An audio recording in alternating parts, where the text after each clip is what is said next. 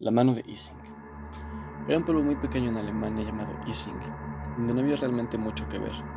Había una vieja iglesia, un hotel para señores retirados, un establo, un par de casas, y lo único que le traía un poco de vida y movimiento al pueblo era un viejo castillo que habían remodelado y adaptado para que fuera un internado para jóvenes estudiantes de todo el mundo, que por alguna razón decidían por interés propio irse a estudiar a aquel pueblo abandonado.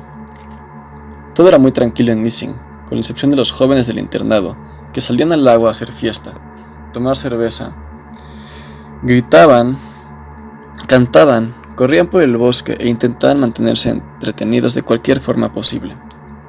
Algunas veces causaban problemas en el hotel, o molestaban en las casas de los únicos 2 habitantes del pueblo.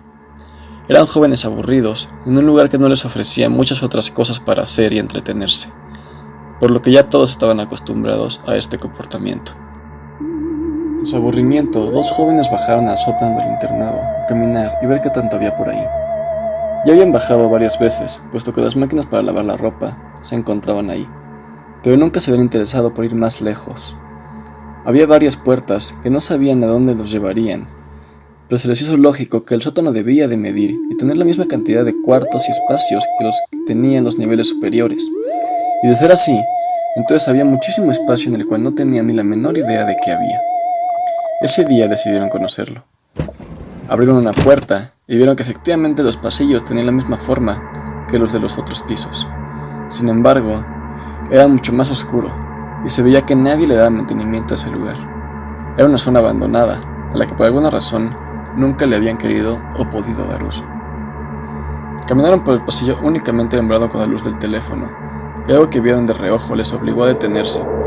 Giraron hacia la derecha y vieron un espacio, como un cuarto muy pequeño, al que parecía que habían intentado clausurar, ya que estaba una pared a medio construir, bloqueando la mayor parte del cuarto, y solo existía un pequeño hueco por el que se lograba distinguir que había algo detrás de esa pared. Se acercaron, pero antes de lograr asomarse por el hueco, vieron una figura en una de las paredes del cuarto. Una mano con garras manchaba la pared oscurecida, como si se hubiera quemado y quedado marcada al ser tocada por un ser sobrenatural. Un miedo anormal se apoderó de ellos, y por puro instinto corrieron de regreso a la puerta por la que habían entrado. De ahí a las escaleras. De las escaleras subieron los 3 pisos hasta llegar a su cuarto. Se encerraron y quedaron sumidos en un pánico que no lograban entender, pero comprendían que era real, estaba presente y nunca se iría. Pasaron las semanas, intentaron dejar de pensar en lo que habían visto y llenar todo su día de actividades que los mantuvieran ocupados, pero entendieron que sin importar lo que hicieran, el pánico que sentían nunca se iría. No podían soportarlo, tenían pesadillas, creían ver figuras monstruosas en la oscuridad y se habían distanciado de todos sus amigos.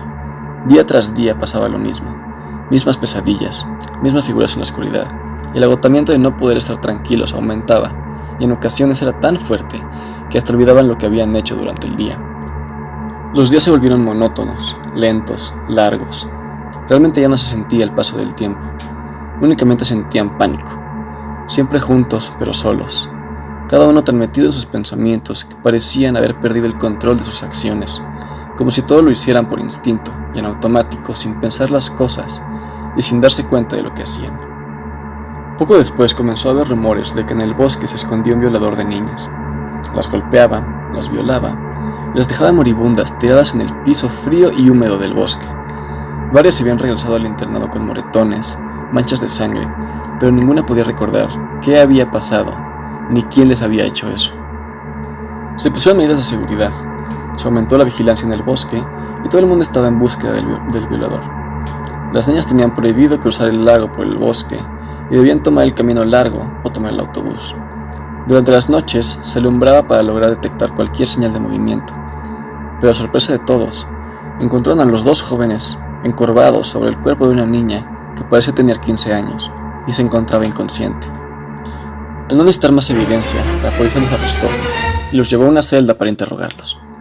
Les preguntaban si habían sido ellos quienes habían dejado así a la chica, pero la única respuesta que decían a cualquier pregunta era que el demonio los había llevado hasta ahí, como si fuera su destino haber sido descubiertos aquella noche en ese lugar. Nada de lo que decían hacía coherencia. Cada uno, ahogado en sus pensamientos, parecía que ni notaban en dónde estaban, ni qué era lo que estaba pasando.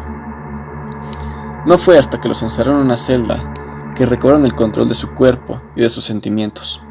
Lamentablemente, solo fue para gritar como locos y comenzar a golpear las rejas con las manos y la cabeza, suplicando que los dejaran salir.